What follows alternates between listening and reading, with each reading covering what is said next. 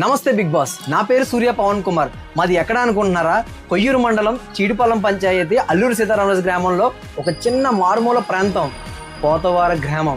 ఆ ఊరు నుంచి నేను బిగ్ బాస్ వెళ్ళాలనుకుంటున్నాను, అది కూడా యాజ్ ఏ కామనర్గా. ఎందుకు కామన్ మ్యాన్ చెప్తున్నా తెలుసా? డబ్బు లేదు, ఆస్తి లేదు, సొంత ఇల్లు లేదు. అయినా నేను చూడడానికి మీకు అంత రిచ్గా కనిపిస్తానంటే ఆ టాప్ సీక్రెట్ ఏంటో చెప్తాను, కొంచెం ముందుకు తీసుకురా.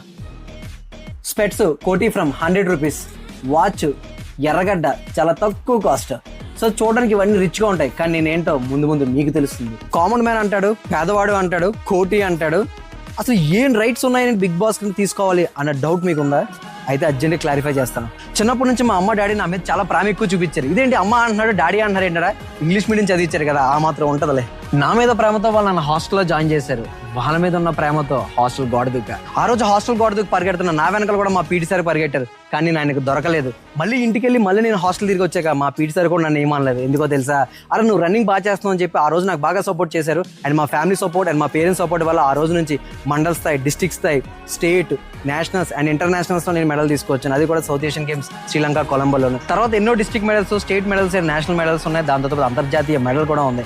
అండ్ పేరెంట్స్ హ్యాపీ, నేను హ్యాపీ, అండ్ నన్ను సపోర్ట్ చేస్తున్న వాళ్ళు అందరూ హ్యాపీ. అండ్ దట్టు ఏంటంటే పేపర్లో ఆర్టికల్స్, ఎన్నెన్నో చప్పట్లు, అంతా బాగుంది. కానీ నా ఆనందం అంతా ఒకేసారి ఎగిరిపోయింది. నా వెనుకుండి నన్ను సపోర్ట్ చేసిన మా డాడీ కార్డియాటిక్తో చనిపోయారు.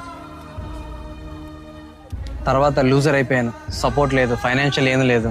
ఆల్మోస్ట్ ఆ రోజుతో నా స్పోర్ట్స్ నా నుంచి దూరం అయిపోయింది. ఎలా సెటిల్ అవ్వాలన్న టైంకి నాకేం అసలు అర్థమే కాలేదు. తర్వాత నాకు కొన్ని సీక్రెట్లు తెలిసినాయి. అది ఏంటి అనుకుంటున్నారా? మా అమ్మ కంటే యాక్టింగ్ అంటే పిచ్చి. మా అమ్మ ఇండస్ట్రీకి వద్దాం అనుకుంది, కానీ ఫ్యామిలీ రెస్పాన్సిబిలిటీస్ అండ్ పిల్లల ద్వారా అవన్నీ నెరవేర్చుకోలేదు. అందుకే మా అమ్మ కళ్ళనే నేను నెరవేర్చుకోవడానికి హైదరాబాద్ వచ్చా, యాక్టింగ్ అండ్ ఇండస్ట్రీలో సెటిల్ అవుదామని వచ్చా. తర్వాత ఎన్నో ప్రొడక్షన్ హౌస్లకి వెళ్ళా, ఎన్నెన్నో డబ్బులు కట్టా, ఎన్నో ఆడిషన్లు ఇచ్చా.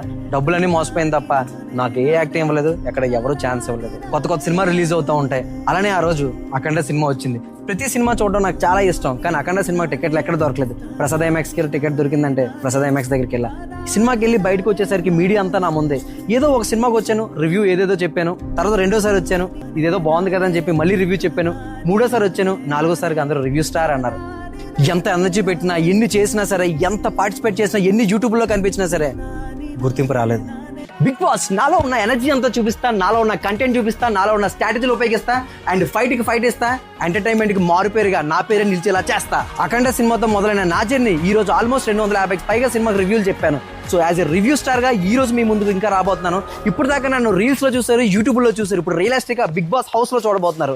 బిగ్ బాస్ డోర్స్ ఓపెన్ చేసి పెట్టుకోండి, ఎందుకంటే ఎంటర్టైన్మెంట్ చేయడానికి ఈ పవన్ SSP వస్తున్నాడు.